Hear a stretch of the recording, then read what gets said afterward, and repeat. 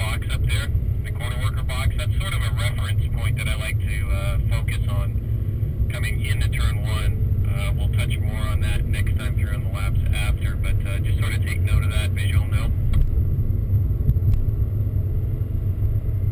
And as we work ourselves around the track, this typically here becomes a fourth gear turn 3 and 3A, and then we'll drop down to third gear over in turn 4, which is at the bottom of the hill here.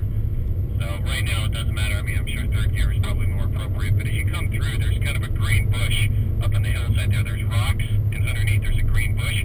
If you need a visual reference to look at as you're coming over the crest of 3A, that's not a bad one to kind of glance at. Personally, I don't use it. I like to just make sure that I have my inside tires, my right side tires, right on the base of the curve of 3A, which is the right-hander cresting over the hill of that blind corner back there.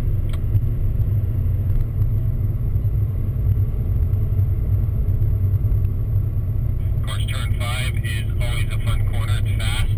In the racing cars, we actually refer to it as a straightaway, even though it's very much a turn. In the street cars and the R8s, it's very definitely a corner.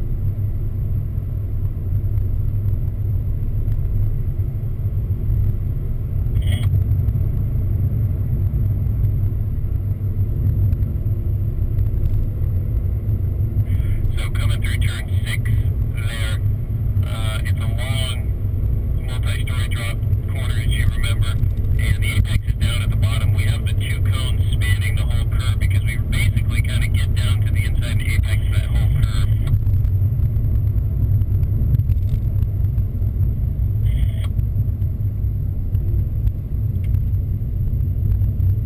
Now through 7 and then bottleneck here, so this is the setup section.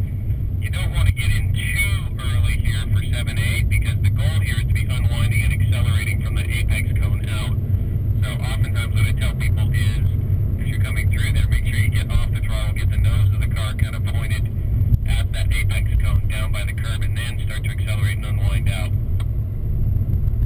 The S's here, very demanding, very technical. It's absolutely imperative that you're nice and tight on each apex curve where the cone is placed. Again, the cones are placed strategically as the clipping point, and we always want to try and meet up with the curb as much or as best as possible where it's at, maybe just a tick before, but not too early before.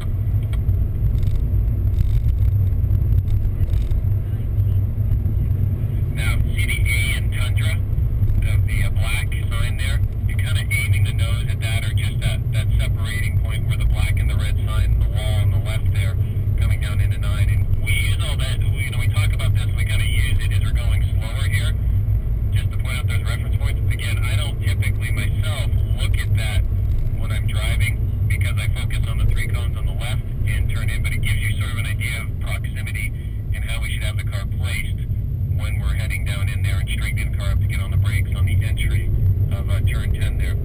Through 11, you see the apex cone. There's 5 stacks of tires there.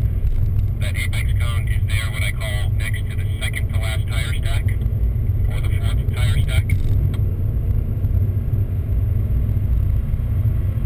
Up across start finish, we're going to come through the kink here, bend our way in. There's a seam right here. I just am running over it with the center of my car right now. And when you run that line, you're about a half a car width or so off the wall there. That makes one big fluid arc all the way up to the hill here under the bridge into turn 1. Left side tires on the apex curve there, one, and you just kind of point at that white box when you brake and do any downshifting, and then you start to feed off the